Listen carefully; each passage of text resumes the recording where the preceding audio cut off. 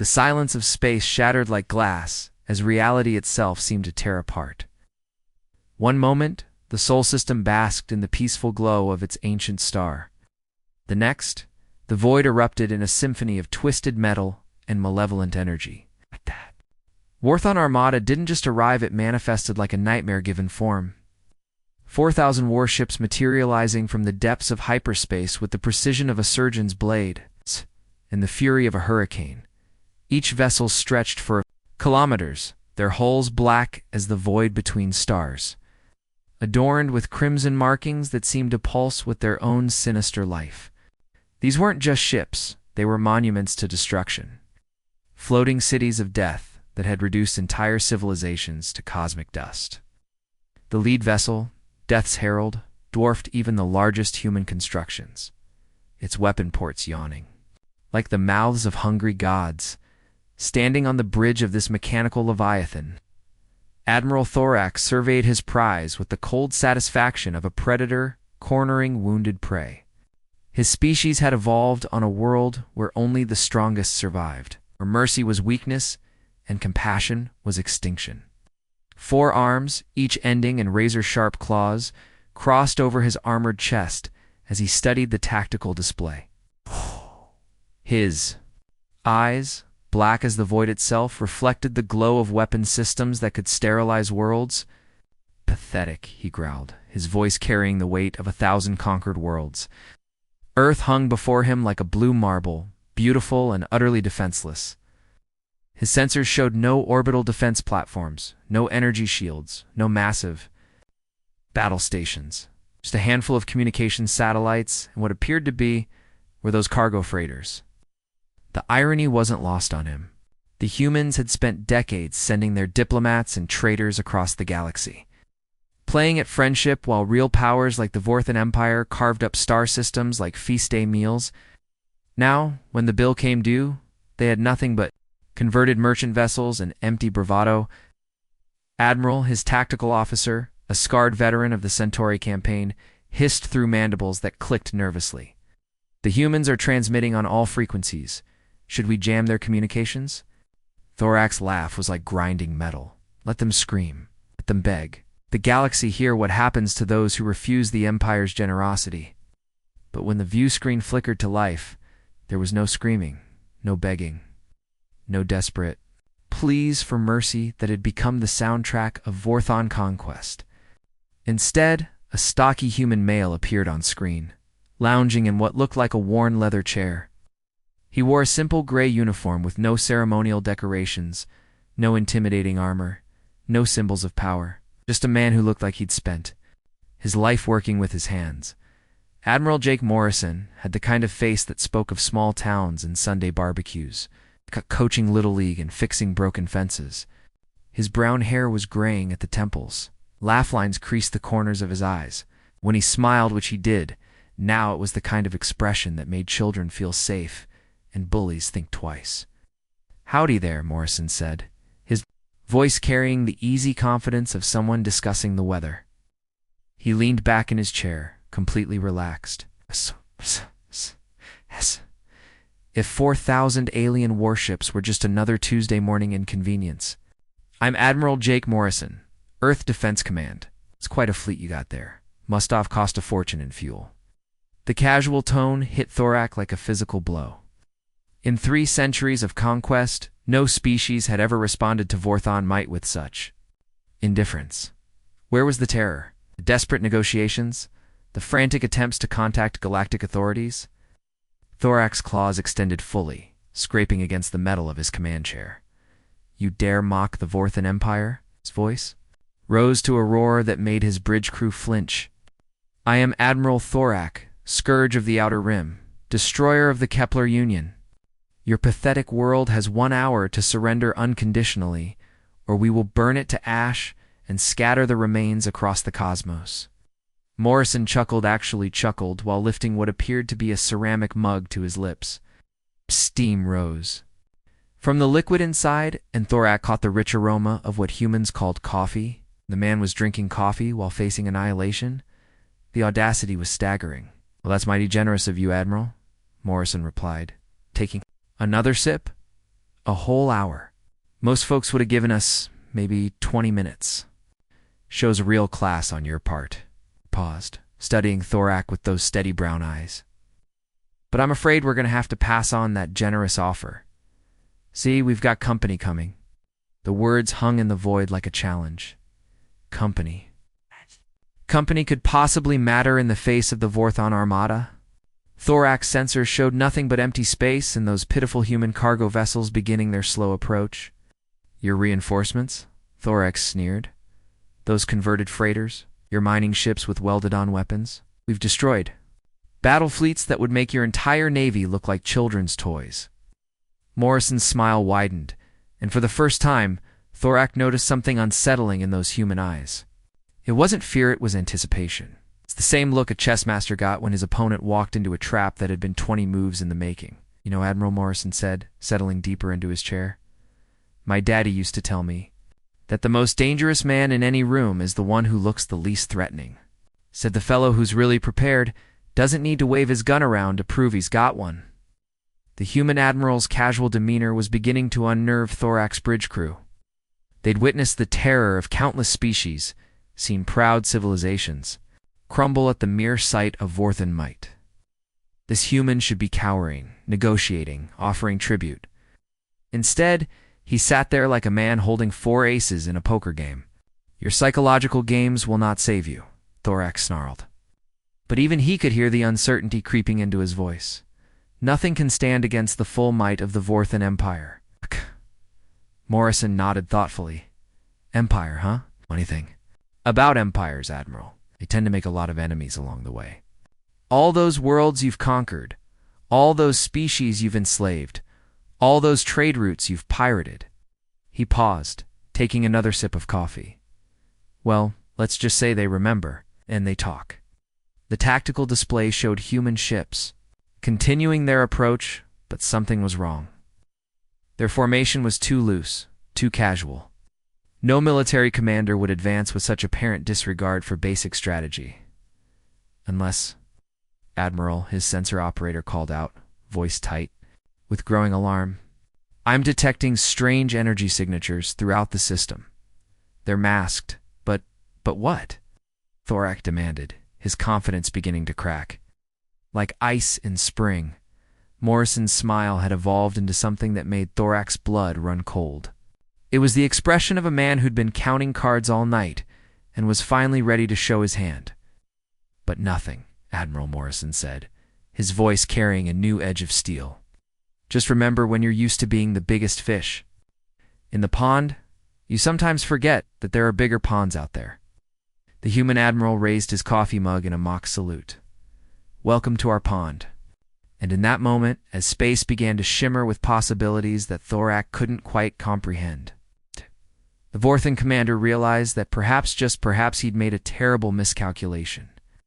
The human's anticipation wasn't madness or denial. It was the quiet confidence of a species that had just dealt themselves a royal flush. The question was, what cards were they about to play? Want to discover how small actions can lead to massive results? Check out our next video on the power of compounding, where we explore how tiny changes create extraordinary outcomes, just like how humanity's decades of relationship building led to this moment of galactic unity. The human fleet emerged from Earth's shadow. It's like a collection of wounded animals dragging themselves towards certain death. 28 vessels in total, each one a testament to human stubbornness and desperation. These weren't warships. They were the maritime equivalent of farmers, grabbing pitchforks to fight off an army of tanks. Admiral Thorak studied the approaching formation with growing contempt. The lead vessel, converted cargo hauler named Prairie Wind, showed obvious signs of hasty modification. Weapon mounts had been welded to its hull like afterthoughts, creating ugly scars across what had once been a peaceful merchant vessel. Behind it, mining ships, transport craft, and even what appeared to be a luxury liner struggled to maintain formation. Pathetic, Thorak muttered, his forearms crossing in disdain. They've sent their entire fleet, and it wouldn't pose a threat to a single Vorthan destroyer. The hulls of the human ships told stories of hard lives and honest work. Burn marks from asteroid mining operations. scratches from countless cargo loading procedures, patch jobs that spoke of crews who fixed what they could with whatever they had. These vessels had hauled grain across star systems, carved precious metals from dead worlds, and ferried families to new homes on distant planets. Now they limped toward 4,000 warships like moths flying into a nuclear fire. Admiral, his sensor operator, called out, confusion clear in his voice. Their ships are broadcasting something. It appears to be ... music. The void filled with an impossible symphony. Classical compositions flowed from the human vessels like water from a broken dam. Beethoven's Ninth Symphony, Mozart's Requiem, Tchaikovsky's 1812 Overture. But mixed in with the orchestral pieces came something else entirely. Rock ballads, country songs, jazz improvisations, and electronic beats that pulsed with raw human energy. What kind of military broadcasts entertainment during a battle? Thorax tactical officer asked, his mandibles clicking nervously. The answer came from Admiral Morrison himself, whose image flickered back onto the main view screen. The human commander sat in his worn leather chair, completely relaxed, occasionally tapping his fingers against his coffee mug in time with the rhythm. His casual demeanor was more unsettling than any war cry. "You know," Admiral Morrison said, his voice carrying the warm familiarity of a conversation between old friends. "My daughter Sarah is watching this from Luna Base. She's about your age, I'd guess. Got her mother's temper and her grandfather's stubborn streak." Thorax claws scraped against his command chair. The human was discussing his family. During a military confrontation, a casual reference to personal details in the face of annihilation was either supreme arrogance or complete madness. "Your offspring's fate is no concern of mine," Thorax roared, his voice echoing through the bridge. "When we finish with your world, there will be nothing left but radioactive ash." Morrison's smile faded for the first time, and something dangerous flickered in those steady brown eyes. "Oh, but it is your concern, Admiral. See, threatening a man's family tends to make him creative. And humans, well, we get real creative when we're backed into a corner." The transformation was subtle, but profound. The folksy, casual demeanor remained, but underneath it now lay something harder than diamond and twice as sharp. Ow. This wasn't the face of a desperate commander making empty threats. This was the expression of a man who had prepared for this moment his entire life. "You think your pathetic fleet can threaten the Vorthan Empire?" Thorax sneered. But even he could hear the uncertainty creeping into his voice. Something about Morrison's confidence was deeply unsettling. "Fleet." Morrison chuckled, but the sound held no humor. "Admiral, what you're looking at isn't our fleet, it's our distraction." The human vessels suddenly scattered like startled birds, breaking into what appeared to be completely random groups. Some headed toward the asteroid belt, others dove toward the inner planets, and a few seemed to be making a desperate run for the outer system. It was such a basic, amateurish maneuver that Thorax almost ordered his ships to open fire immediately. Military formations were supposed to concentrate firepower, not disperse it. Any cadet knew that dividing your forces in the face of superior numbers was tantamount to suicide. The human commander had just made the most elementary tactical error possible. At them run, Thorax, second-in-command, laughed, scattering like insects before the flame. But even as the words left his mouth, Thorax sensors began screaming warnings that turned his blood to ice.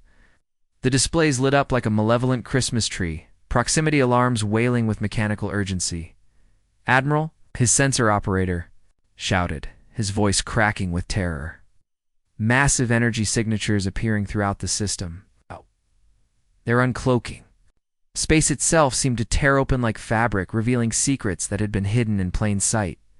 From behind asteroids that had looked empty moments before, sleek destroyers materialized with the grace of hunting sharks. Gas giant rings that had appeared lifeless suddenly disgorged massive dreadnoughts, their hulls gleaming with advanced armor and weapons systems that made Vorthon technology look primitive. The moon itself seemed to give birth to entire squadrons of fighter craft.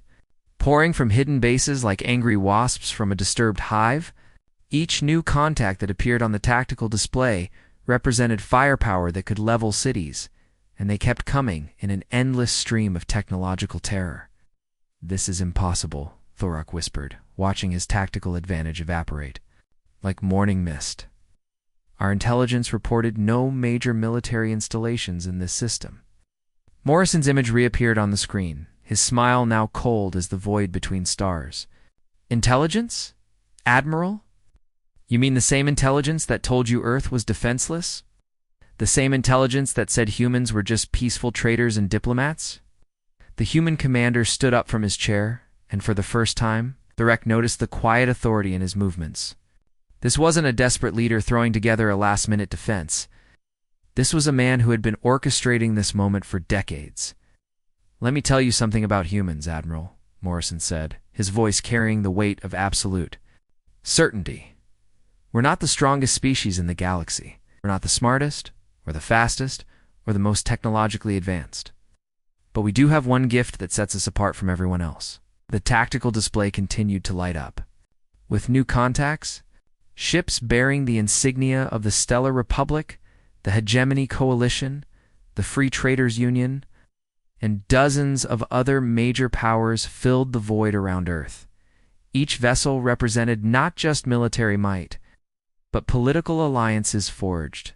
"Through years of patient diplomacy, we make friends," Morrison continued, his smile widening. "Real friends, the kind who show up when you need them most. The kind who remember favors and return them with interest.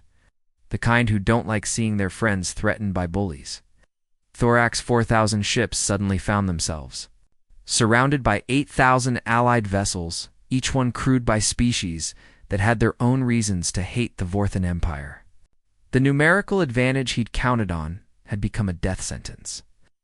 "Admiral," Morrison said, his voice carrying across the light years with the finality of a judge pronouncing sentence, "Meet our friends." The human commander's words hung in the void like a challenge, and Thorak realized with growing horror that he hadn't just stumbled into a trap, he'd walked into the most elaborate military deception in galactic history. The scattered human fleet wasn't retreating, they were taking predetermined positions in a plan that had been years in the making. How long had they been planning this? Many species had they quietly contacted? And how many favors had they called in? The questions multiplied, like cancer cells, each one more terrifying than the last. "What have you done?" Thorak breathed, his confidence crumbling like sandcastles before the tide. Morrison's smile was answer enough. The humans hadn't just prepared for this confrontation, they'd orchestrated it.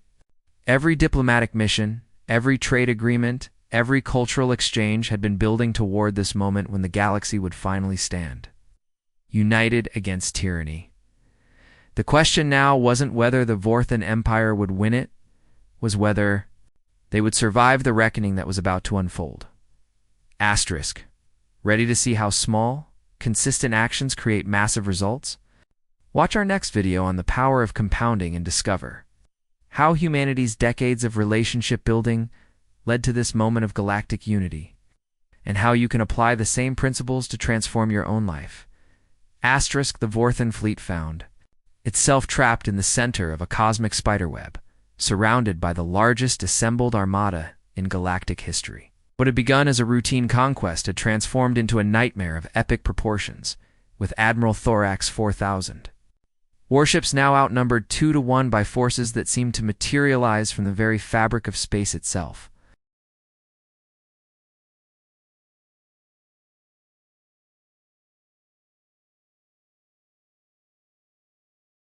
Ships bearing the flags of the Stellar Republic emerged from their hiding places like golden angels of vengeance, their hulls gleaming with advanced shielding technology that made them nearly invulnerable to conventional weapons.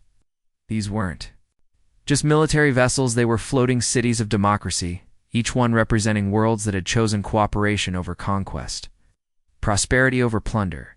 The Hegemony Coalition's biomechanical cruisers uncloaked with organic grace, their living hulls pulsing with bioluminescent patterns that spoke of species who had learned to blend technology with nature.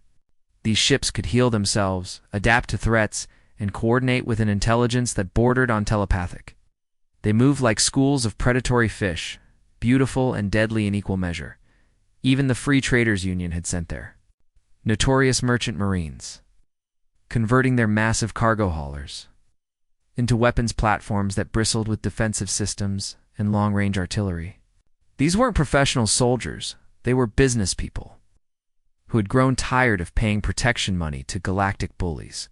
"This is impossible," Thorak roared, his voice cracking with disbelief as his tactical display continued to light up with new contacts.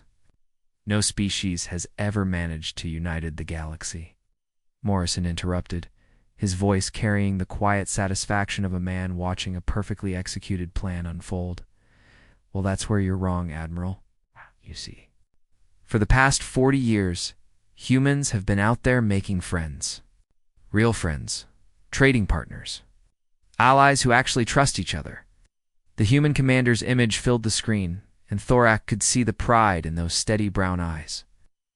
This wasn't the desperate bravado of a cornered animal, this was the confidence of a species that had spent decades building something unprecedented in galactic history. "We've shared our technology with species who needed it," Morrison continued, his voice warming with genuine affection. "We've shared our culture with those who were curious about it. Hell, we've even shared our bourbon whiskey with the Centauri. Delegates, though, they still can't handle more than a shot without falling over." The casual humor in the face of such overwhelming military might sent chills down Thorak's spine. How could any species remain so relaxed when commanding forces that could reshape the balance of power across the galaxy? More ships continued to decloak by the second, each one representing years of careful diplomacy and relationship building. The Republic's golden battleships moved with parade ground precision, their crews trained in the finest military academies the galaxy had to offer. The Coalition's biomechanical cruisers flowed like living things, their organic hulls adapting to optimal attack formations. But it was the smaller details that truly terrified Thorak. The shadow fleets, those mysterious vessels that rarely showed themselves to anyone, had sent 3 of their enigmatic dreadnoughts, the Voidwalkers, notorious for their isolationist policies, had contributed an entire squadron. Even the machine intelligence known as the Collective had dispatched representatives, their geometric ships humming with artificial minds that processed battle tactics at light speed. "Captain Sarah Chen of the Stellar Republic sends her regards," Morrison said, his smile widening as he began rattling off names like a host at a reunion. "Admiral Robert Garcia of the Hegemony Coalition says hello. Commander Lisa Thompson of the Free Traders is particularly excited to meet you. I think she's still mad about that cargo ship you seized in the Vega system." Each name hit Thorak like a physical blow. These weren't random commanders, they were the finest military minds in their respective sectors. Officers who had built their careers on defending their people against exactly the kind of aggression. The Vorthan Empire represented Thorak's communication board suddenly erupted in a cascade of incoming messages, each one demanding his immediate attention. The voice of Captain Chen crackled through the speakers. "Vorthan Fleet, this is Captain Sarah Chen of the Stellar Republic. You are surrounded and outgunned. Stand down immediately, or face the consequences." Admiral Garcia's voice followed. "Orthon. Vessels, this is Admiral Robert Garcia of the Hegemony Coalition. You have 30 seconds to power down your weapons and prepare for inspection. Any hostile action will be met with immediate retaliation." Commander Thompson's transmission carried the cold fury of someone settling old scores. "Thorak, you bastard. This is Commander Lisa Thompson of the Free Traders Union. Remember that merchant vessel you destroyed at Proxima? The one filled with medical supplies for the refugee camps? Well, today's payback day." The messages kept coming, each one representing another species that had suffered under Vorthan aggression, another world that had lost loved ones to imperial ambition. The tone was universally hostile: surrender or be destroyed. It's numerical. Advantage had become a death sentence, and every second of delay only made the situation worse. "You cannot have coordinated this," Thorak whispered, his confidence crumbling like a house of cards in a hurricane. "Logistics alone would require decades of planning." Morrison's smile turned predatory. "Decades, Admiral. We've been planning this for 40 years. Every time your empire threatened a peaceful world, we took notes. Every time you demanded tribute from defenseless colonies, we remembered. Every time you thought you were dealing with weak, divided species, we were building something stronger. Human Commander stood up from his chair, and for the first time, Thorak noticed the quiet authority in his movements. This wasn't a desperate leader throwing together a last-minute defense. This was a man who had been orchestrating this moment since before most of his crew had been born. Every species you've conquered, every world you've enslaved, every route you've pirated, they're all here, Morrison said, his voice hardening like steel being forged in a furnace. The Kepler survivors you thought you'd wiped out? No, they're commanding those destroyers off your starboard flank. Is Centauri refugees from the mining colonies? They're manning the guns on those coalition cruisers. The merchant families whose ships you've been robbing for decades are flying those converted freighters that are about to turn you into scrap metal. The tactical display had become a web of death, with targeting solutions locked onto every Vorthan vessel simultaneously. 8,000 ships, representing dozens of species and hundreds of worlds, united by a single common purpose, ending the Vorthon Empire's reign of terror once and for all. Turns out nobody likes a bully, Morrison continued, his voice carrying the weight of absolute moral authority. When you've spent centuries making enemies, eventually they all show up at the same time. Today's that day, Admiral. Thorak's bridge crew had gone silent, their instruments showing weapons locks from every direction. There was no escape, no tactical advantage to exploit, no desperate gambit that could save them. They were trapped in a box of their own making, surrounded by every species they had ever wronged. "Now, what do you want?" Thorak finally asked, his voice barely above a whisper. Morrison's smile returned, but it was the cold expression of a judge pronouncing sentence. "Justice, Admiral. Something. Your empire has never understood. Something we're about to teach you." The human commander's words hung in the void like a promise and a threat. And Thorak realized with growing horror that this wasn't just the end of a battle, it was the end of an era. The age of conquest through fear was over, and humanity had just announced the dawn of something entirely new. Asterisk want to see how small, consistent actions create massive results? Check out our next video on the power of compounding. Discover how humanity's patient relationship building led to this moment of galactic unity and how you can apply the same principles to build your own network of allies. Asterisk. The standoff stretched across the void like a cosmic chess game, where every piece was a starship capable of reducing planets to dust. 8,000 Allied vessels faced 4,000 Vorthan warships in a formation that would have been impossible. Just hours before, the silence between the fleets was deafening, broken only by the hum of charging weapons and the whispered prayers of crews who knew they were witnessing history. Admiral Thorak's bridge had become a tomb of shattered confidence. His tactical officers stared at their displays with the hollow eyes of men watching their own execution. The numbers were clear. 2-to-1 odds in favor of the Allies, but the reality was far worse. These weren't just random ships thrown together.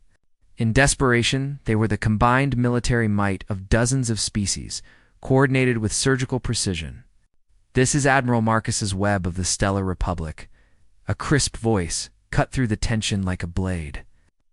The communication came from the flagship Democracy's Light, a golden dreadnought that gleamed like a star against the darkness. Vorthon. Fleet, you are surrounded and outgunned. Power down your weapons immediately and prepare for inspection. Webb's voice carried the authority of someone who had spent his entire career preparing for this moment. The Stellar Republic had been the first major power to embrace humanity's vision of galactic cooperation, and their admiral spoke with the confidence of a man backed by the most advanced fleet in known space. "Admiral Patricia Davis, Hegemony Coalition," another voice added. This one carrying the subtle accent of the Centauri colonies. "We have your fleet locked on target. Any hostile action will result in immediate and total destruction," Davis commanded. The biomechanical cruiser Living Harmony, a vessel that seemed to breathe as its organic hull pulsed with bioluminescent targeting systems. The Coalition had perfected the art of blending technology with nature, creating ships that could adapt to any threat and coordinate with an intelligence that bordered on telepathic. More voices joined the chorus, each one representing another. Nail in the Vorthan coffin. Commander Lisa Thompson of the Free Traders Union spoke with the cold fury of someone settling old scores. Captain Maria Rodriguez of the Outer Rim Defense Force offered surrender terms that sounded more like a death sentence. Even the mysterious Shadow Fleet had broken their legendary silence to add their voices to the demand for immediate capitulation. Thorak's hands trembled as he stared at the tactical display. Watching weapon systems charge throughout the Allied fleet like a constellation of death, energy readings spiked across his sensors as 8,000 ships prepared to unleash hell upon his forces. One word from him, one moment of defiance, and the greatest space battle in galactic history would begin and end with his total annihilation. "Sir!" his communications officer whispered, his voice barely audible over the bridge's emergency systems. "They're all locked on. Every ship, every weapon. If we so much as twitch wrong." The implication hung in the air like a death sentence. Thorak's entire fleet was trapped in a killing field, surrounded by forces that had been planning this moment for decades. Every escape route was blocked, every tactical advantage neutralized, every hope of survival dependent on the mercy of species they had spent centuries terrorizing. "You cannot have coordinated this," Thorak whispered, his voice cracking with disbelief. Oh. "The logistics alone would require decades of planning," Morrison interrupted, his image reappearing on the main screen. But this time, he wasn't alone.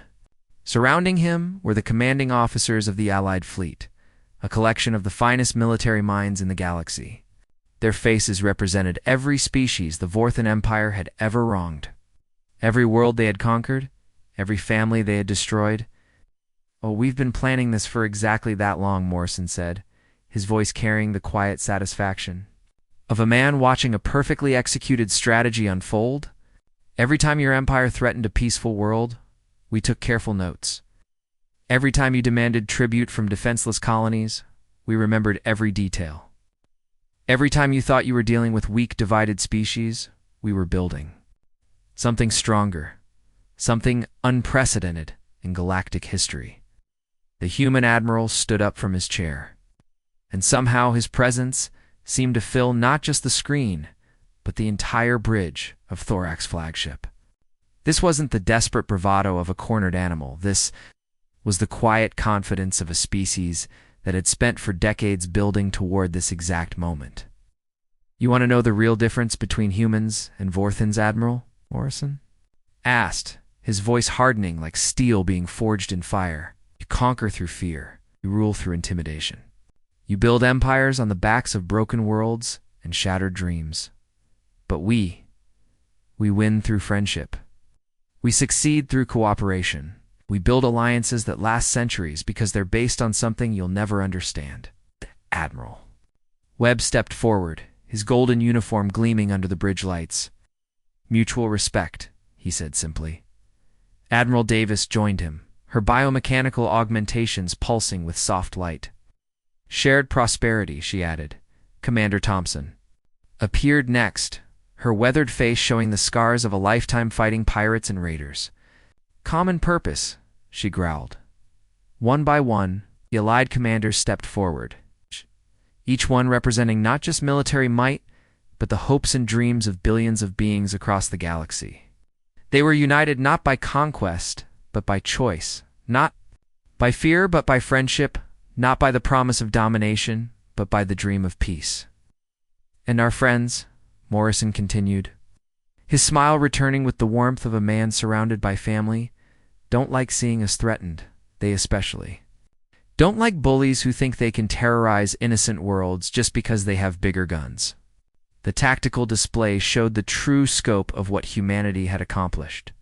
This wasn't just a military alliance, it was a complete transformation of galactic politics. Species that had been enemies for centuries were now fighting side by side. Worlds that had never trusted each other were coordinating their defenses. The entire galaxy had united around a simple principle: no one had the right to rule through fear. "So here's what's going to happen," Morrison said, his voice carrying the finality of a judge pronouncing sentence. "You're going to power down your weapons. You're going to surrender your fleet. You're going to face justice for every world. You've conquered every family you've destroyed, every dream you've shattered."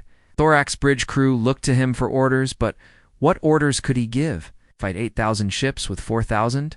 Commit suicide on a galactic scale? Run from forces that had planned for every possible escape route? And if we refuse? Thorek asked, though they both knew the answer. Morrison's smile disappeared, replaced by an expression of absolute moral authority. Happens when the entire galaxy decides it's had enough of your bullying. And Admiral, that's not a battle you can win. The human commander's words hung in the void like a promise and a threat, and Thorok realized with growing horror that this wasn't just the end of a battle, it was the end of an empire. The age of conquest through fear was over, and humanity had just announced the dawn of something entirely new. The question wasn't whether he would surrender. It was whether he would do it with whatever dignity he had left, or whether he would force the galaxy to write the final chapter of Vorthon history in blood and fire. Asterisk, ready to discover how small, consistent actions create massive results. Watch our next video on the power of compounding.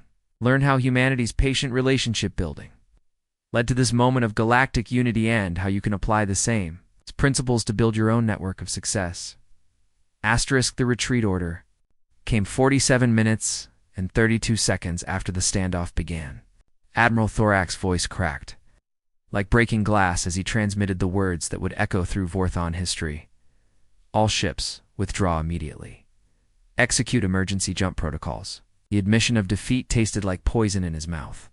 For 3 centuries, the Vorthon Empire had never retreated from battle, never backed down from a fight, never shown weakness to anyone. But faced with 8,000 allied ships and the certainty of total annihilation, even the proudest warrior had to acknowledge reality, one by one. The massive Vorthon warships began their turn away from Earth, their hulls scarred not by battle, but by the weight of humiliation. The flagship Death's Herald led the retreat, its weapon ports powering down in a display of submission that would have been unthinkable just hours before. These ships that had terrorized the galaxy for generations now fled like whipped dogs, their crews too stunned to process what had just happened. The sight was both magnificent and pathetic. 4,000 vessels of destruction limping away from a blue marble of a world that had never fired a shot in anger. The most powerful military force in known space, reduced to running from converted cargo ships and mining vessels backed by species they had dismissed as weak and divided. As the Vorthon Armada began its humiliating escape, Admiral Morrison appeared on screen one final time. But this wasn't the casual, coffee-drinking figure who had greeted their arrival. This was a man transformed by victory, standing tall with the quiet dignity of someone who had just changed the course of galactic history. Behind him stood the greatest collection of military commanders the universe had ever seen, representing dozens of species and hundreds of worlds. Admiral Webb of the Stellar Republic, his golden uniform gleaming under the bridge lights. Admiral Davis of the Hegemony Coalition, her biomechanical augmentations pulsing with satisfied energy. Commander Thompson of the Free Traders, her weathered face showing the grim satisfaction of justice finally served. Admiral Thorak, Morrison said, his voice carrying across the void with the authority of absolute moral victory. I want you to remember something as you run back to whatever hole you crawled out of. Humans didn't win today because we had bigger guns or faster ships. We didn't win because we were smarter or stronger or more technologically advanced.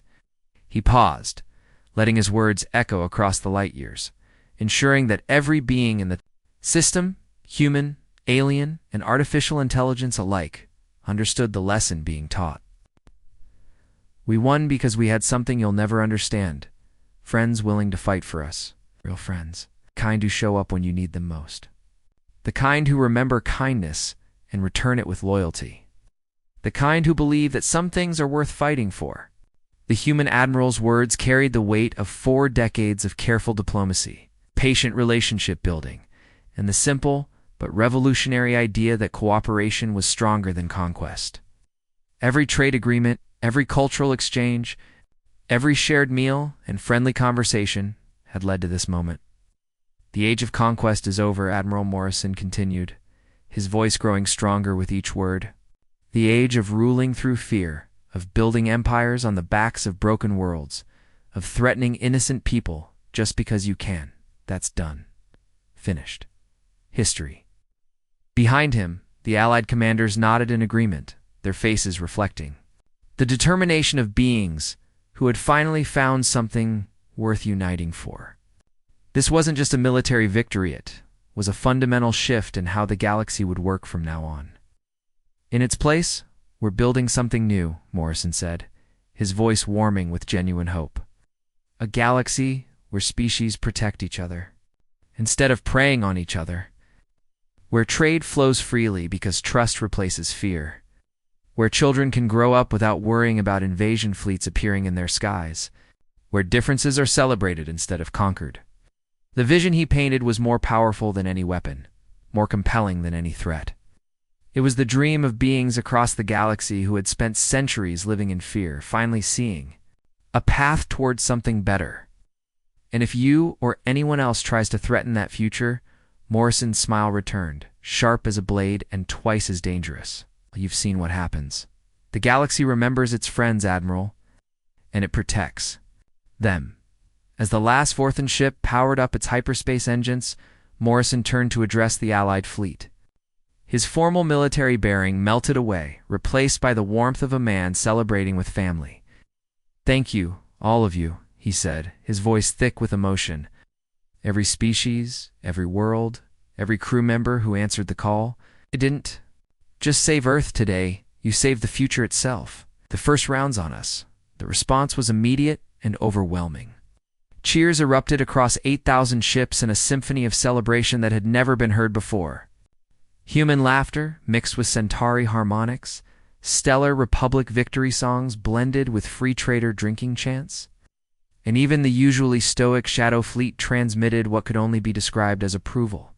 For the first time in galactic history, friendship had proven more powerful than fear. Cooperation had triumphed over conquest. Hope had defeated despair. As the Allied fleet began its victory celebration, ships from dozens of species sharing stories and toasts across the void, Admiral Jake Morrison smiled the smile that would become legend throughout the galaxy. It wasn't the smile of a conqueror or a warrior, it was the smile of a teacher who had just shown the universe an important lesson. The smile of a species that had reminded everyone that sometimes the best weapon isn't a gun or a missile or a planet-killing laser. Sometimes it's simply being the kind of people others want to protect. Sometimes it's proving that kindness is stronger than cruelty, that friendship is more powerful than fear, and that the future belongs to those who build bridges instead of walls. The Vorthan Empire would never recover from this defeat. Not because they lost ships or territory, but because they lost something far more valuable, the fear that had been their only real weapon. The galaxy had seen them run, and more importantly, it had seen what was possible when good people stood together. Admiral Morrison's smile would be remembered across the stars as the moment everything changed. The moment the universe chose hope over fear, cooperation over conquest, and friendship over force. Asterisk, asterisk, the end. Asterisk, asterisk, asterisk. Want to see how small, consistent actions create massive results? Check out our next video on the power of compounding and discover how humanity's patient relationship building led to this moment of galactic unity, and how you can apply the same principles to build your own network of success and create lasting change in your life. Asterisk.